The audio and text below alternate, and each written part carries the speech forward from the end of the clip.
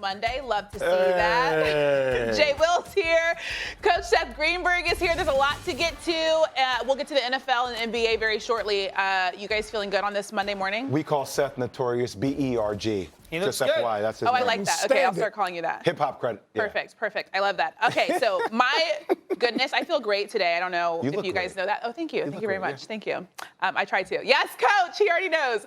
So we got some madness this weekend. Me and Molly actually going at it in the Final Four. Miami will be taking on UConn. On the other side of the bracket, there's FAU taking on San Diego State. Out of 2 million registered ESPN tournament brackets, guess what, guys? Only 37 brackets guessed the correct matchups. A rate of about 1 in every 542,071 brackets. That's very hard to read there. Okay, so let's get into that game that ended in a very tough call. With the score tied, Creighton's Ryan Nembhard was called for a foul on SDSU's Darian Trammell with 1.2 seconds remaining on a drive to the basket. Now, when you look at the replay, Nembhard had his left hand on his right hip and appeared to have a handful of his jersey before nudging him after he released the ball. Now, Trammell went to go to the free throw line, sank the second one for the final point of the Aztec 57-56 win, sending the school to its first ever Final Four. So, Mad Dog, I'm going to start with you on this one because I know you're a little fired up. Do you agree with the foul call on Creighton? Absolutely not. You cannot, under any circumstances, Christine, Jay, you can't, Seth, you cannot make that call to ruin a season. This is for a Final Four. Creighton has never been to a Final Four. San Diego State neither either. And you call this with 1 second to go when, in fact, you had called only 11 fouls in the whole second half and had not called one hand check foul. And then all of a sudden, with 1 second to go, you make this call. And not only that, the game is 56-56. Let him play another 5 minutes. Nobody's going home. Let him play another 5 minutes. Listen, I understand. Technically, you can say it's a foul call. But in end game situations, let the players win the game. If it's egregious, a la Rams and the Saints when there was that pass interference, I'm okay with it. They got to call that. Would have won the game for New Orleans. This is not egregious. Let it go. That is an awful call. And the fact, Christine, that we are sitting here debating it at 10 a.m. on the #1 show here in America, and we're debating it at 10 o'clock, tells you that's a problem. Because you shouldn't be debating calls when you're basically figuring out who should be in the Final Four. Now, listen, Jay, you might go different. I want to hear what you have to say. And a lot of coaches think I'm crazy. I read Vitale's tweet. My buddy Lapis over there at CBS. Don Van Natta. All great call, courageous. Nonsense. Put your whistle in the pocket. It's a second to go. Let's play 5 more minutes. So, Mad Dog, it was a foul, right? It was officially a foul. But here's my problem with it, and here's why I think you swallow your whistle. As a player in the first 10 minutes of the game, Seth, you and I know this, right? If you were my coach and I were a player, and I'm pushing up on somebody full court, and I got my hand on another player, and the ref says, hey, get your hand off him, I'm calling those. Okay, got it. You've established the way you're calling the game. So I look at the way the game has been established. It's been a physical game the entire damn game. A physical game. There are only 22 fouls called that entire game. Let me give you some context around the other Elite Eight games. Miami versus Texas, 37 fouls called that game. UConn versus Zags, 30 fouls called that game. FAU versus Kansas State, 39 fouls called that game. Let's also dictate the way you go to the free throw line. So when you go to the free throw line for 17 free throw attempts combined between two teams, go through the other Elite Eight games. Oh, Miami, Texas, 47 free throws.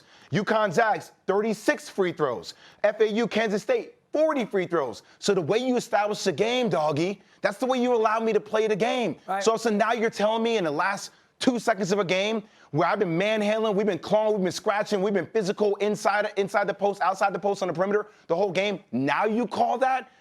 It was a foul, but you don't call that if you've allowed me to play that way the whole game. That's my problem with this, Seth. Hey, this is real simple. You don't define a foul in the last possession of the game. Right? The game is going to be officiated a certain way. That was a physical game. Anyone who watched that game would say that was a physical basketball game. Only 22 fouls called, exactly, JWill. Only 17 free throws attempted, exactly, JWill. How about this? That foul finally put San Diego State in the bonus. It was a 2-shot foul, but that shows you how ridiculous it is. You cannot redefine a foul. I'll take it to another sport. It's like the 9th inning in a baseball game. and all of a sudden you redefine the strike zone. You can't do it. The reality is, look, you say, well, it was a foul. No, it wasn't a foul, because if it wasn't a foul, the first 5 minutes of the game, if it wasn't a foul at halftime, the last 5 minutes of the first half, or the first basically 19 minutes and 58 seconds of the second half, it can't be a foul. And this is the thing people don't understand. Coaches go into the locker room, speak to their team, make adjustments. Right? Officials do the same. So those officials went into that locker room. You know what they said? Man, these two teams are really getting after it. This is a physical game. Let's not screw it up. All right? Let's make sure we do a good job of being consistent with our whistle. I guarantee you that conversation happened at halftime, because that's what happens. The officials go to the locker room and they discuss the first half.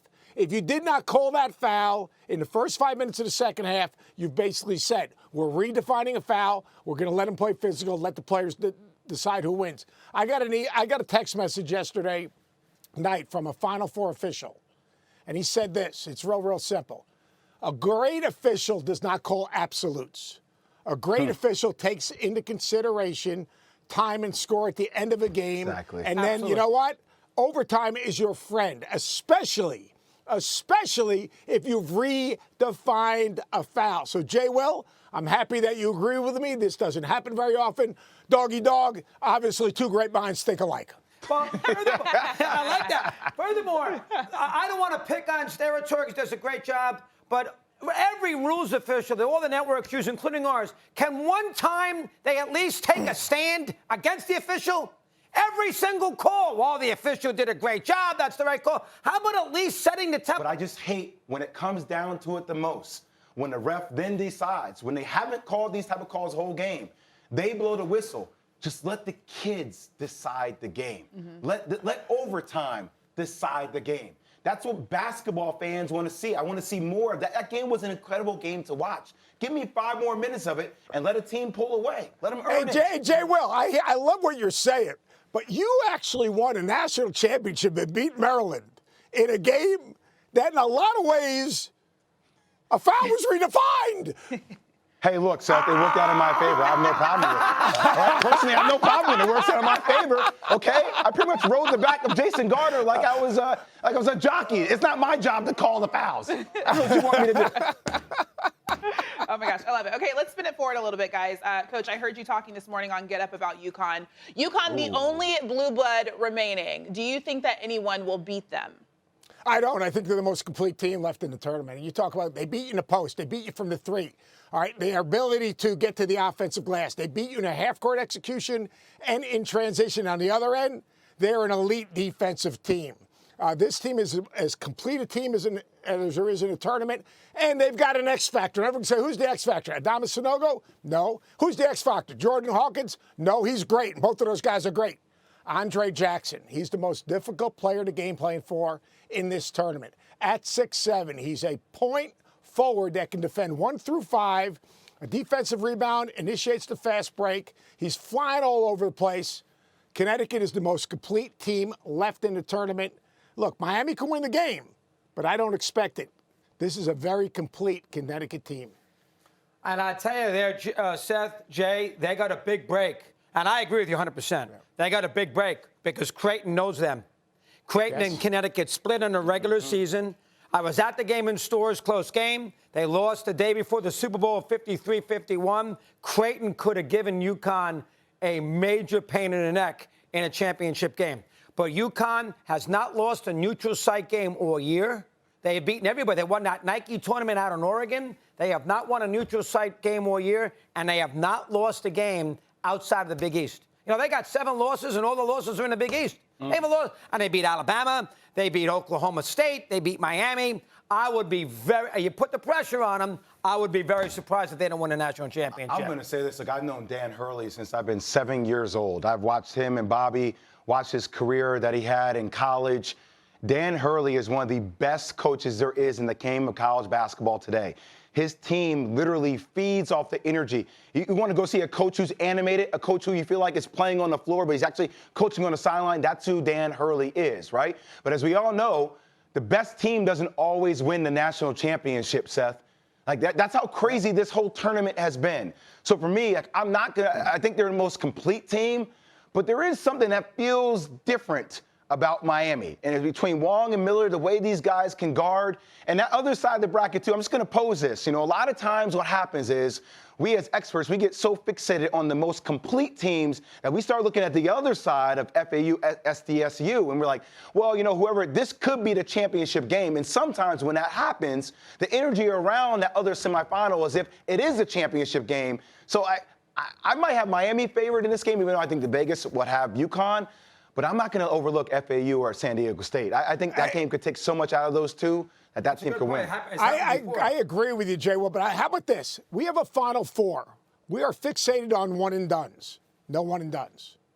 All right? We're fixated on McDonald's All-Americans. No McDonald's All-Americans. We're fixated on these freshmen. You know what? There's not a true freshman playing in this Final Four. Now, think about that. These are tough, mature, veteran teams. You know who's had an impact on the Final Four? The transfer portal. Whether it's Nigel Pack, Norchad Omier, whether it's Vladislav Golden for FAU, you go right through these teams in the Final Four, whether it's Tristan Newton for Connecticut, you go through all these teams, they all have an impact transfer. And I think that's something that's really interesting. We have a unique Final Four, there's no doubt about it. We got a blue blood. We've got teams that have earned their way in. San Diego State has 5 transfers. About 3 of them have major impacts on their team. So, look, anyone can win this thing. Connecticut's the most complete. And I go watch them practice a lot. And one thing I can tell you is the way they play, the energy they play with, how hard they play, you are your habits. And if you watch them practice, they practice exactly the way they play. So, you know, basically they understand exactly who they are and how they win. And I think that'll be the difference in UConn winning this whole thing. They're not reinventing themselves. They're this team every single day in every single practice. Seth, I just want to say this, and I think this is a bigger conversation, guys. I think the problem with college basketball right now is that people tend to look at the casual fan and say, well, do we lose the casual fan? Casual fans pay attention to big brand names, right? So when people say, well, there are no blue bloods in the Final Four, even though UConn is considered a blue blood, it's like what you're pretty much saying is, no, we haven't been marketed the superstar players that we typically have been marketed, the Zion Williamsons, the Trae Youngs. These storylines in this Final Four, if you do a little bit of research, are some of the most riveting storylines in all of college basketball. The Beach Boys, a small school from FAU, getting to the Final Four. San Diego State, and the fact, Seth, you talk about multiple transfers on this team. Yeah, the transfer portal has changed the game, but the chaos of it makes it the most exciting tournament, this one in particular, that I've seen in a long time. Thanks for watching ESPN on YouTube. For live streaming, sports, and premium content, subscribe to ESPN+.